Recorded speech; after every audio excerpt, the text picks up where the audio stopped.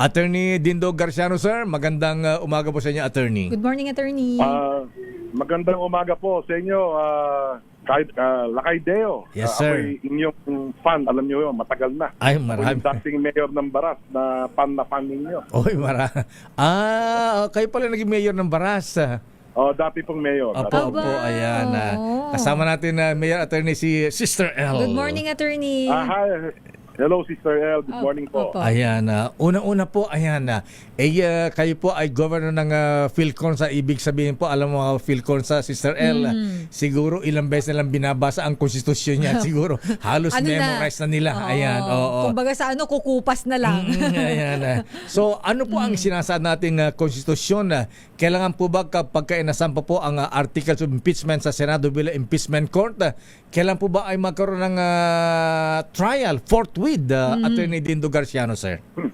Well, ang nakasaad po sa ating saligang batas, no, pag akyat po ng articles of impeachment sa Senado, ang nakalagay po kailangan po mag-convene as a Senate impeachment court ang Senado forthwith. Ngayon po, lately, meron pong lumabas na ruling ang Korte Suprema na nagde-define ng word ng salitang forthwith. Yan ba'y agad-agad o yan ba'y hindi agad-agad or within a reasonable time. So based dun po sa mga news report na aking nabasa, ang interpretasyon daw po ng Supreme Court doon, yung forthwith po ay hindi agad-agad. No? Ang sabi daw po ng Supreme Court, within a reasonable time. Okay. So the interpretation of whether or not it is a reasonable time will depend on the impeachment court na po. Sila po mag-i-interpret ng reasonable time. Okay? Kasi wala akong sinabi, very general po ang sinabi ng ating Korte Suprema na ang forthwith means reasonable time at hindi agad-agad. Now, former Senate President Vicente Soto said na kung siya ang Senate President, para sa kanya ang forthwith agad-agad. So the next day, pagka-receive ng articles of impeachment ng Senado, magko-convene po siya kagad ng Senate Impeachment Court. No?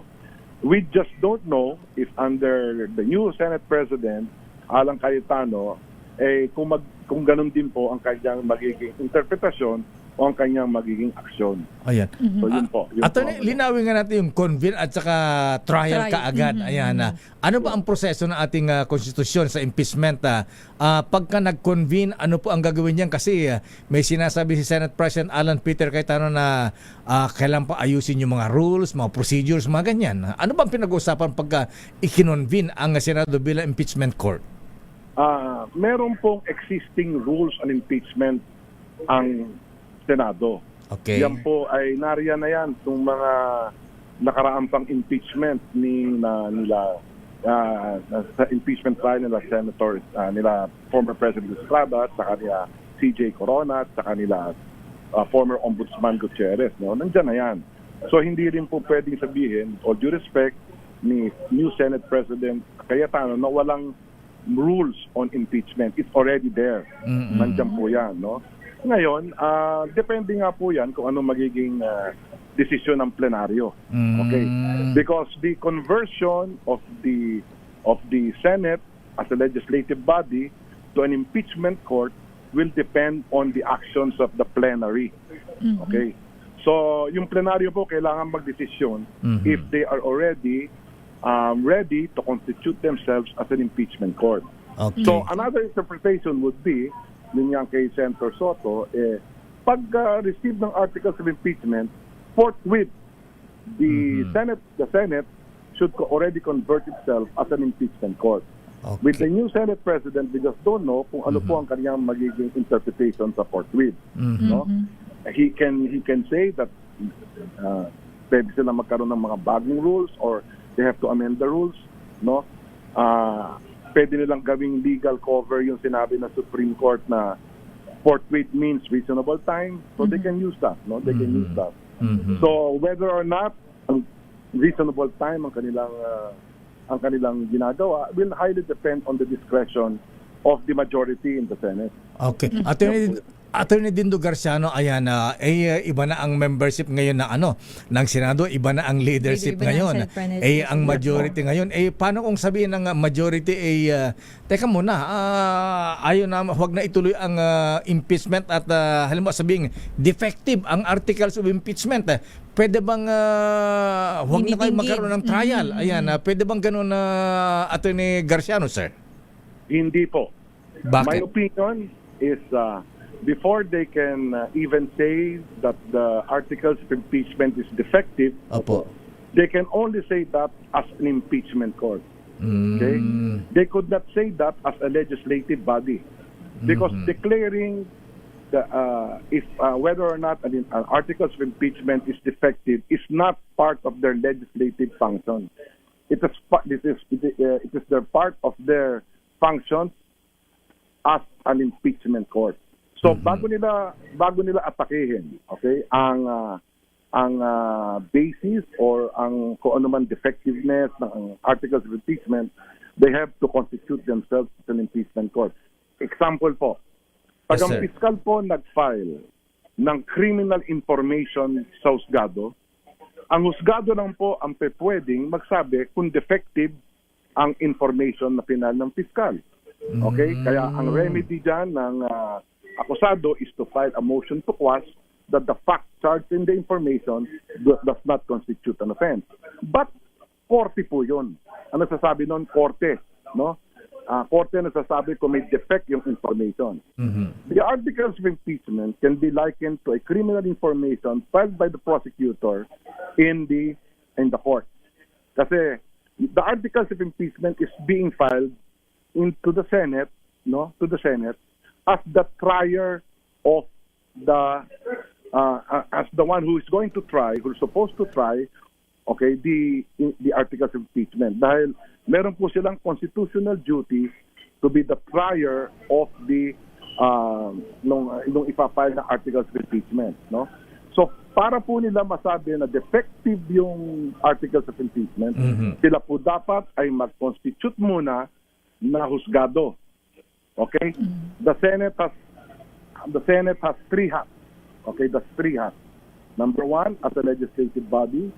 Number two, as an impeachment court in impeachment cases. And number three, as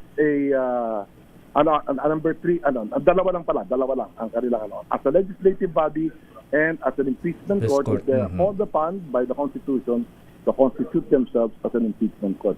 Pero kung ang gagawin po nila ay they will rule on the articles of impeachment as a legislative body, that will raise highly constitutional objections.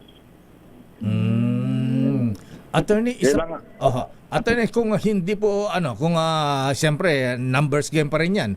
Nagbotohan, majority huwag na ituloy ang trial kay impeachment trial. Ano ang mangyayari? May violation ba? May paglabag Ang ba ang Constitution. impeachment court sa ating saligang batas? Ang sinabi po ng Supreme Court, forthwith means reasonable time. Hindi sinabi ng Supreme Court that forthwith will never, forthwith means they will never convene themselves as an impeachment court. Okay? Kasi ang sinabi ng Constitution, maniwanag. The constitutional command is that the Senate must constitute themselves as an impeachment court. Okay? Sinabi So ng that means Supreme dapat Court, may trial. dapat meron trial. Okay, meron trial. Hindi could not escape the fact na sinasabi ng Supreme Court na reasonable time, no? Ang sabi ng Supreme Court reasonable time. Hindi naman sinabi ng Supreme Court na wag silang mag-trial. Okay? So they have to whether they like it or not, in my opinion, is they have to constitute themselves as an impeachment court before this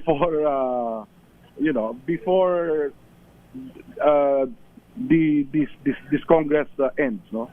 The 20th Congress ends. They have to constitute themselves as an impeachment court. Otherwise, they will be violating a constitutional duty. Meron nga daw bang administrative at criminal offense sa laban sa nila pagka hindi po nagsagawa ng supposedly dapat ay mandatory na obligasyon nila magkaroon ng trial? Ang disciplinary sanctions ng mga senador is sa Committee on Ethics. Okay?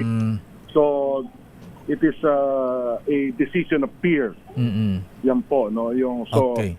yan ang sa ethics committee, but criminal sanctions I would not say that there is, no. Okay, I would not say that there is. Okay, fast forward, Attorney Dindo Garciano. Kung ma-convict ang VP Sara sa impeachment court, ano ang mangyayari sa kanya? At kapag na-acquit naman, ano ang mangyayari sa kanya? Well, ang conviction po sa impeachment court is removal from office. Ano? So she will be removed from office, and then, there will be according to the Constitution, there will be an acting vice president. Okay, and then the president will nominate among the members of Congress on who will be the next vice president. Para yun nangyari kay Vice President Gingoana nung panahon na ni GMA, no? Okay. Now, may kulong po ba? Ayan, pagka na-impeach ang isang impeachable official? meron pong ano? May kulong, may penalty bang kulong pagka na-impeach, pagka naging guilty ang isang ini-impeach na official? Wala po. Walang penal sanction ang impeachment po. Wala. Removal from office lang po. Okay. Removal from office. There is no penal sanction. Okay? There is a gray area there kung pwede pa rin magpatuloy ang impeachment court kung may yung ancillary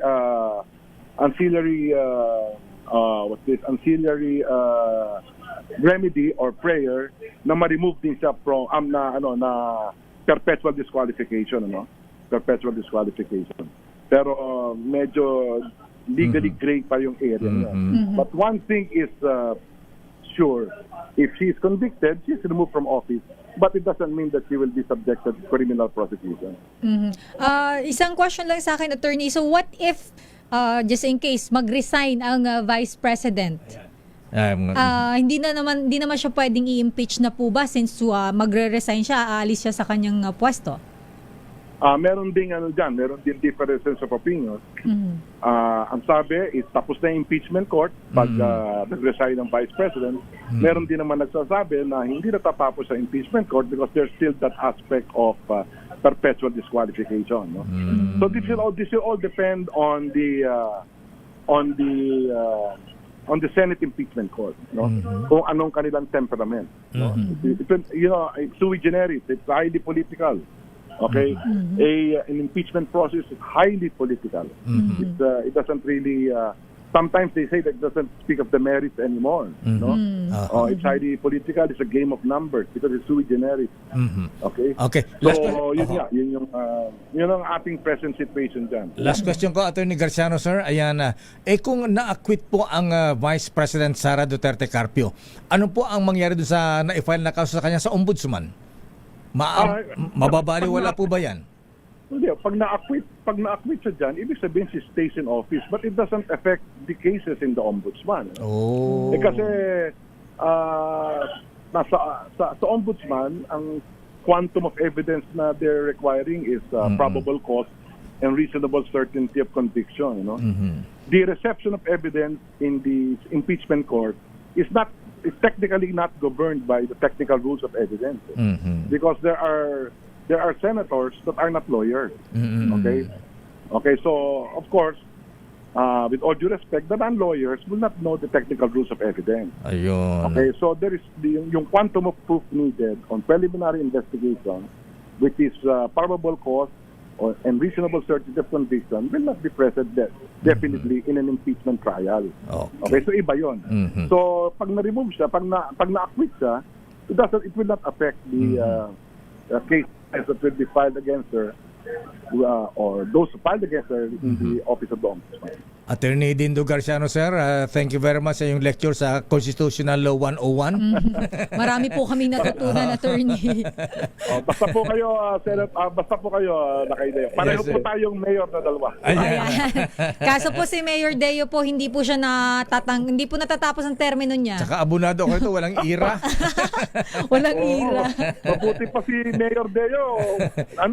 Walang term limit. Yes, so unlimited to eh. Pero wala namang ira. Ayan.